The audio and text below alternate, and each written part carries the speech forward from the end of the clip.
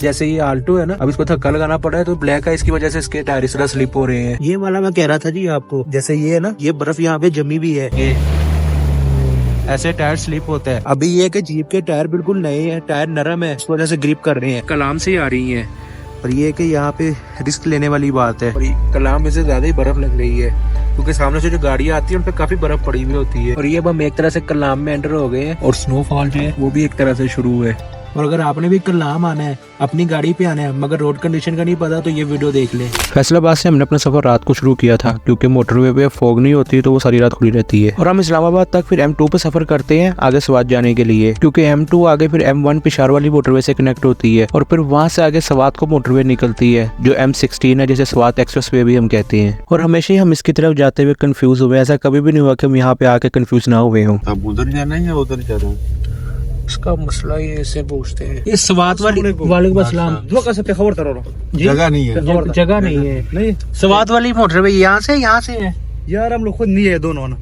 अच्छा। और जब कभी इस तरह की सिचुएशन बन जाए तो जो एक आसरा होता है वो होता है गूगल मैप, और इसलिए भी उसमें हमें गलत जगह भेज दिया। हमने जाना यहाँ से सीधा था और इसने हमें यहाँ लेफ्ट हैंड पे मुड़वा दिया जो रास्ता सीधा पिशावर की तरफ जाता है। और शुक्र है फिर हमें ये भाई साहब मिल गए जिन्होंने बताया कि आप गलत मुड़ गए हैं, आपने सीधा जाना था, यहाँ पे नहीं आपने आना था। और फिर जब ऊपर से घूम के तो हमें पता लगा वाकई सीधा जाना था और आगे जाके फिर वीरो स्वात का बोर्ड लगा होता है। यहाँ से फिर हम स्वात एक्सप्रेस वे पे चढ़ गए थे। और इस मोटरवे की वजह से अब जो स्वात का सफर है ना वो बहुत आसान हो गया है। और इस मोटरवे पे भी अब जो सर्विस एरिया बन गया तो पेट्रोल का इतना मसला नहीं, पेट्रोल आपको यहाँ पे भी मिल जाता है अब। और जब सुबह सुबह हम स्वात में एंटर हुए तो हमारा वेलकम किया बारिश ने, और ठीक ठाक बारिश थी। बारिश तो रुकने का नाम ही नहीं ले रही। और अभी टाइम तकरीबन हो रहा है इस वक्त 8:11। और पीछे मैंने रास्ता जल्दी जल्दी इसलिए निकाल दिया था क्योंकि ये रास्ता सारे ही एसफाल्ट है। असल जो रास्ता टूटा शुरू होता है वो बहरीन के बाद होता है। यहाँ अभी मट्टा में रुके, यहाँ तक तो सारी गाड़ियां आती हैं। अब मैं आपको यहाँ से आगे दिखाता हूँ कि रास्ता टूटा कहाँ से शुरू होता है और कौन सी गाड़ी कलाम जा सकती है नहीं। और अगर आप अपनी गाड़ी कलाम लेके नहीं जाना चाह रहे तो फिर आपके पास क्या ऑप्शन है वो भी मैं अभी आपको आगे बताता हूँ। मगर बात करते पहले मट्टा से मिगोरा तक के सफर की, तो ये भी इजी सीन था, एसफाल्ट रोड है। असल रोड का जो शुरू होता है वो होता है बहरीन के बाद। बहरीन तक तो इजी सीन है, गाड़ी आ जाती है। ये ब्रिज देख ले, इसके बाद बहरीन वाला रास्ता शुरू हो जाता है। पहले की निस्बत हम गर्मी में जब आए थे तो ये रास्ता बहुत बेहतर लगा, काफी ऊंचा कर दिया है, मगर अभी भी पूरी तरह ये रास्ता बना नहीं है। और बहरीन में होटल जो है वो भी खुल गए हैं, काफी सारे होटल यहाँ पे अब खुल गए। पिछली दफा जब गर्मी में आया था तो होटल भी यहाँ पे बंद थे। बाकी बात करते अगर आपने अपनी गाड़ी नहीं लेके जानी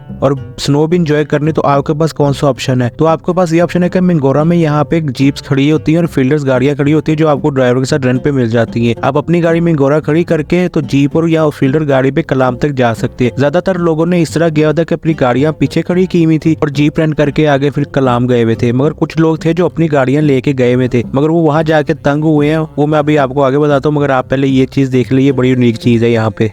अच्छा जी, एक कलाम से थोड़ा सा पहले है असरत बाजार नाम की जगह, यहाँ पे रुके हैं। बर्फ यहाँ से शुरू हो गई है और बर्फ काफी ज्यादा यहाँ पड़ी हुई है, तो कलाम इससे ज्यादा ही बर्फ होगी। दरिया के उस तरफ का जो एरिया ना, वहाँ जाने के लिए यहाँ पे इस तरह एक केबल कार सी लगाई हुई है और उसको जो चलाने के लिए ये सुजुकी आल्टो रखी हुई है। और इसके यहाँ पे इस तरह सिस्टम बनाया हुआ है और ये इस तरह चलाते हैं तो फिर वो जो ये लिफ्ट है इसमें फिर यहाँ से बैठ के तो उस तरफ जो लोग हैं फिर जाते हैं। इस जगह से कलाम अभी भी 16 किलोमीटर था, तकरीबन 16.5 किलोमीटर कर ले। और हमें यहाँ आके अंदाजा हुआ था कि लोग पीछे अपनी गाड़ियां खड़ी करके तो आगे कलाम जा रहे हैं। जब हम यहाँ से निकले तो हमें थोड़ी बहुत बर्फ मिली थी, मगर हमें अंदाजा नहीं था कि आगे जाके रास्ता जो है इतना टफ हो जाएगा।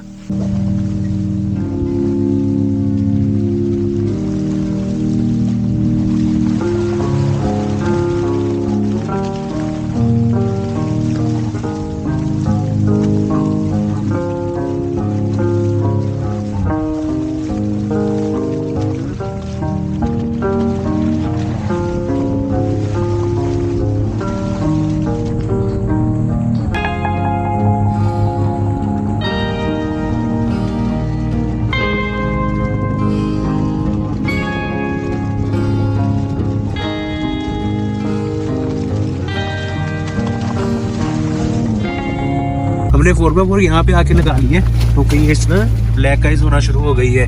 स्नो चेन की अभी हमें जरूरत नहीं पड़ी, ये कि गाड़ी वाड़ी अभी आ रही है और अगर थोड़ा सा टेम्परेचर नीचे गया तो यहाँ पे स्नो चेन की जरूरत पड़ने लग पड़ेगी। अभी मेन कलाम शुरू नहीं हुआ तो इतनी बर्फ है, आगे ये मेरा ख्याल है कि बहुत ज्यादा हो जाएगी जब कलाम तक पहुंचेंगे। रास्ता ना ऐसे रुक के देना पड़ रहा है, तो अगर आप अपनी गाड़ी पे आते हैं तो थोड़ा सा एहतियात करनी है आपने। यहाँ पे स्नो चेन लाजमी है। अभी एक और गाड़ी आ रही है तो उसको भी इस तरह रुक के रास्ता देना पड़ रहा है क्योंकि ये इस तरह ना ब्लैक आइज हुई है तो टायर स्लिप हो रहा है।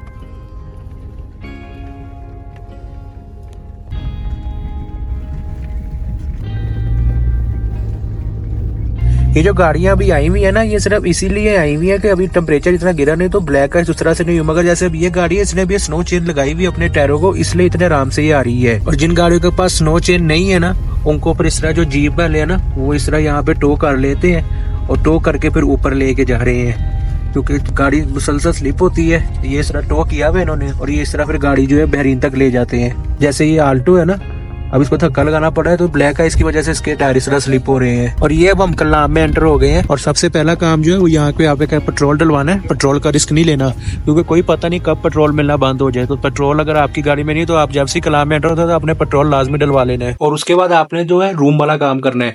रूम का आपको मैं अभी नहीं बताऊंगा, रूम का भी मैं आपको थोड़ी देर बाद बताता हूँ कि रूम कितने का लिया और हीटिंग सिस्टम किस तरह और क्या रेंट है इसका। क्योंकि मौसम ना काफी खराब हो रहा है यहाँ पे, तो हमारी मर्जी है कि हम ना ऊशू फॉरेस्ट से हुए हैं, क्योंकि हमारे पास आज का ही दिन है, कल हमने यहाँ से कहीं और जाना है। तो अभी हम ऊशू फॉरेस्ट जा रहे हैं, देखते हैं वहाँ पे बर्फ कितनी सी पड़ी हुई है, रास्ता वहाँ का कैसा है। कलाम से ऊशू फॉरेस्ट का ट्रैवल डिस्टेंस तकरीबन 4 किलोमीटर है और 15-20 मिनट लगते अगर आराम से जाए। और रास्ता भी ठीक है, मगर अगर स्नो ना पड़ी हो, स्नो में ये रास्ता काफी खतरनाक हो जाता है ब्लैक आइस की वजह से। और ये थोड़ा सा कच्चा भी है, जिस वजह से भी स्लिपरी भी हो जाते हैं, इसलिए जरा थोड़ी एक्स्ट्रा एहतियात की जरूरत है, अदरवाइज इजी सीन है।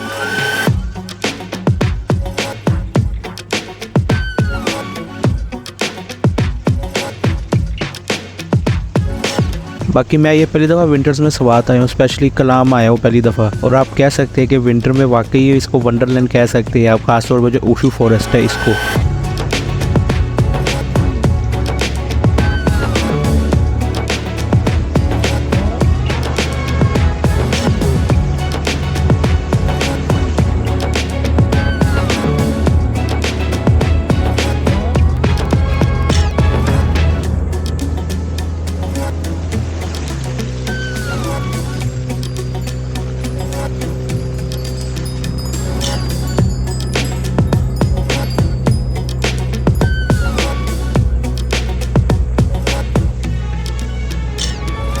और ये है जी ओशू फॉरेस्ट। अब देखते हैं आगे कहाँ तक जाया जाता है। ये इसका सारे का सीन और ये बहुत ही खूबसूरत लग रहा है। चलो तरफ इस तरह बर्फ पड़ी हुई है।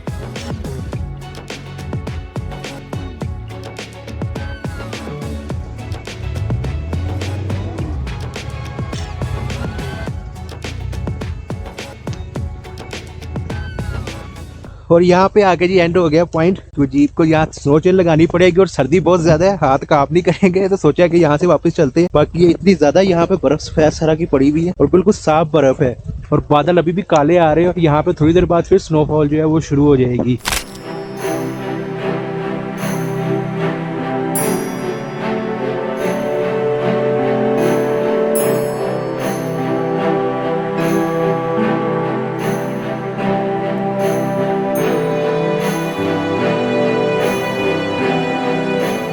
ड्रोन उड़ाते मुझे एकदम ख्याल आया कि यार हमने सिर्फ रात का खाना खाया हुआ है, ना दोपहर का नाश्ता किया, ना सुबह का लंच किया है। तो हमने सोचा कि चपली कबाब ढूंढते केबी के और चपली कबाब ना खाए, ऐसा तो हो नहीं सकता। तो लकीली हमें एक शॉप मिल गई मेन बाजार में ही। तो हमने इसको कहा कि तुम हमें चपली कबाब बना दो और बिल्कुल गरम गरम रोटी के साथ देना। और मुझे पर्सनली चपली कबाब बहुत ज्यादा पसंद है और यहाँ पे आज के दिन का जो ट्रिप के पैसे थे वो ये चपली कबाब खा के पूरे हो गए।